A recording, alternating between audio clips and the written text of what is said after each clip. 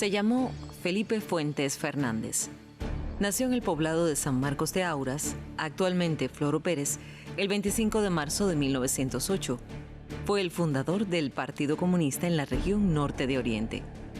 Falleció víctima de una fulminante tuberculosis al atardecer del sábado 11 de noviembre de 1933. Nada más había cumplido 25 años de su edad. La vida de la familia no se diferenciaba de las demás familias de entonces. Ellos eran 4 muchachos. La madre, que se llamaba Altica, bueno, le decían Altica, se llamaba Altagracia. El padre se llamaba Manuel y era guardia municipal aquí en Holguín, pero la familia vivía en Auras.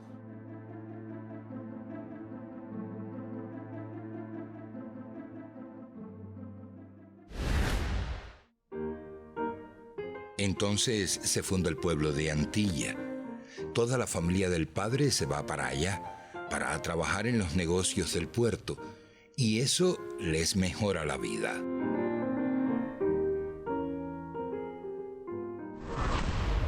Ya les había dicho antes que el padre era guardia municipal aquí en Holguín, pero de todas maneras, cuando su familia se fue para Antilla, él también se fue para allá. La madre y los muchachos no, ellos se quedaron en Auras. Cada mes el padre manda dinero. No es que mande mucho, pero les alcanza para estar cómodos. Hasta que un mal día de abril de 1914, el padre murió de repente de un ataque al corazón. A Altica no le queda otra alternativa. En el tren de la mañana llegó a Antilla con sus hijos. A cada muchacho lo dejó en la casa de uno de sus tíos paternos y después se marcha a Auras en el tren de la tarde. A Felipe le tocó vivir con su tía María, que era la única maestra que había en Antilla. En esta fotografía hecha unos años después, aparece doña Altica y sus 3 hijos.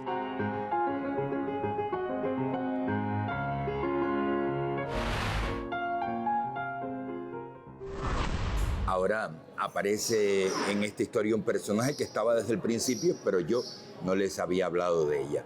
Doña Rosenda Ochoa, la abuela paterna de los muchachos. Ella era holguinera, pero cuando sus hijos se fueron a trabajar a Antilla, ella también se fue para allá. Sin embargo, un año después de la llegada de sus nietos a Antilla, doña Rosenda decidió regresar a Holguín y con ella trajo a Felipe. Los ingresos de doña Rosenda eran una pequeña pensión que el gobierno le pagaba por ser ella viuda de un soldado de la guerra por la independencia. Más claro, sus hijos que vivían en Antilla, que tenían trabajos bastante aceptables, le mandaban un poco de dinero. Eso significa que a Felipe Fuentes no le faltaba ni la comida, ni la ropa, ni los zapatos.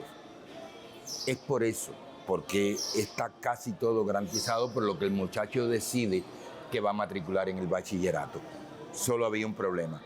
Entonces Felipe no había cumplido sus primeros 12 años y era reglamentario por el Ministerio de Educación que quien matriculara en el bachillerato tenía que tener 12 años o más. Si es que Felipe quería estudiar en el bachillerato, no le quedaba otra opción, como no fuera conseguir una dispensa.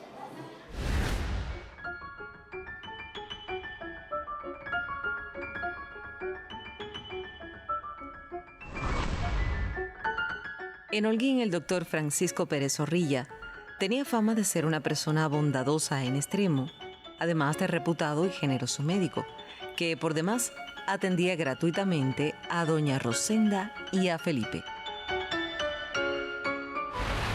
Conocedor como era de los méritos estudiantiles del muchacho, el doctor Pérez Zorrilla no solo lo avaló, sino que averiguó en el gobierno cómo era lo de la entrega de las becas y presentó a Felipe. Si ganaba, Felipe iba a ser alumno, matrícula directa del Ayuntamiento holguinero en el Instituto Provincial y además tendría una asignación de 40 pesos mensuales. Felipe Fuentes ganó la beca.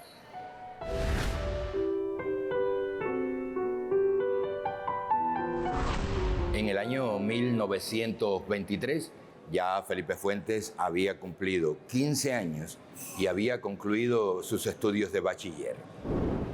Su nueva aspiración era matricular medicina en la universidad, en la única universidad que había entonces en Cuba, la Universidad de La Habana.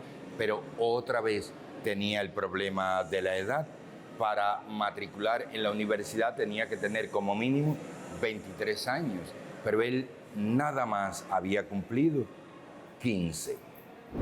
La única solución era conseguir el apoyo de la gente ilustre y gente con poder aquí en Holguín. Felipe Fuentes fue, habló con ellos y felizmente esa gente quiso ayudarlo. Resolvieron el problema sin mayor conflicto.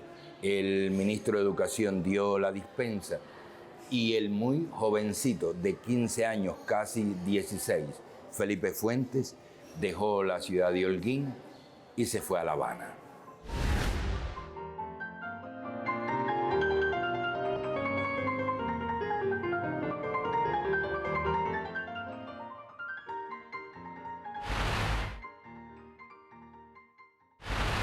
Para entonces, Felipe Fuentes era estudiante de medicina de la Universidad de La Habana y transcurren los primeros 2 cursos sin novedad ninguna que narrar en su biografía.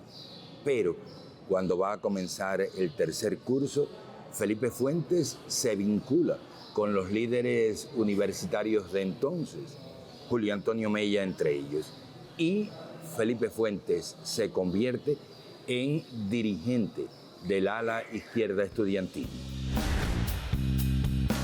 A partir de entonces, el nombre de Felipe Fuentes comenzó a aparecer en el listado de estudiantes al que los profesores y los líderes estudiantiles ortodoxos llamaban desordenados y rebeldes. Muy pronto, Felipe Fuentes es nombrado miembro suplente del directorio estudiantil y casi de inmediato se convierte en un muy conocido líder de los estudiantes de La Habana. Lógicamente que su actitud comienza a irritar al gobierno.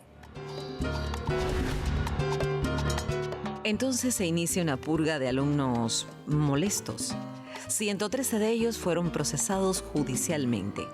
Felipe Fuentes está en la lista.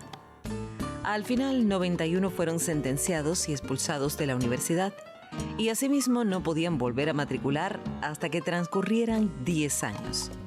Los otros 22 fueron absueltos de toda culpa. Entre los absueltos está Felipe Fuentes, pero ni él mismo entiende por qué, pues su actividad es transparentemente conocida. Seguidamente les explico por qué fue que lo absolvieron. Cuando se sabe que el nombre de Felipe Fuentes está en el listado de los alumnos que posiblemente sean expulsados de la universidad, acá en Holguín, su abuela, doña Rosenda Ochoa, busca un pariente suyo que es un rico colono, un hombre que es influyente en la política y que se llamó Teodoro Santiesteban Ochoa. Doña Rosenda, la abuela, le pide a Teodoro que haga algo para salvar a Felipe. Teodoro estuvo de acuerdo, influyó y a Felipe Fuentes lo borraron de las listas de los posibles expulsados de la universidad. Es verdad, gracias a Teodoro Santiesteban Ochoa, Felipe Fuentes pudo salvarse de que lo expulsaran de la universidad. Él, pero no se pudieron salvar otros 91 estudiantes. Esos 91 fueron expulsados. Al poquito tiempo, casi de inmediato de la expulsión, comenzó a circular por la Universidad de La Habana un texto incendiario que llamaba a los demás estudiantes a hacer una huelga, a no ir a clase, hasta que los 91 expulsados fueran aceptados nuevamente. Las autoridades universitarias investigaron para saber quién era el que había escrito aquel texto y lo descubrieron. El autor era Felipe Fuentes. Y entonces sí, que ni Teodoro Santiesteban Ochoa ni nadie lo pudo salvar. Felipe Fuentes también fue expulsado de la Universidad de La Habana y además le pusieron esta otra sanción. No podía volver a matricular hasta que no hubieran pasado 10 años. El próximo paso del joven holguinero revolucionario fue marcharse al extranjero a estudiar en una universidad francesa, dice en sus biografías. Pero eso es verdad solo a medias. Sí, es verdad. Felipe Fuentes se fue al extranjero, pero no es verdad que haya ido a París a continuar su carrera de médico en la universidad de aquel país. Yo les propongo que en esta historia vayamos por parte.